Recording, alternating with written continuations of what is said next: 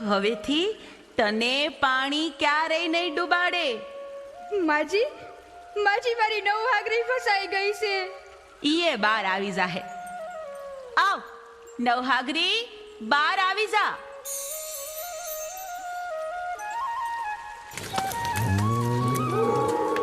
લે માજી, તમે એકવાર કીધું ને નવહાગરી બહાર આવી ગઈ. હું ક્યારનો બોલાવતો તો, આવતી જ નહોતી. કાળિયા, ધ્યાન રખાય.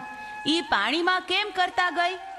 માજી, તમે રોજ ધ્યાન રાખો છો, આજે કા નહોતા આવ્યા? દીકરા, તું બોલાવીશ તઈ હું જરૂરથી આવીશ. પણ હું તમને ક્યાં બોલાવવા આવું? કેમ કરતા બોલાવું? સો આ બધી દિશામાંથી જે મંત્ર સંભળાય ને, ઈ તું યાદ કરી લેજે. પછી જ્યારે જ્યારે તું એ મંત્ર જાપ કરીશ, ત્યારે ત્યારે હું અવશ્ય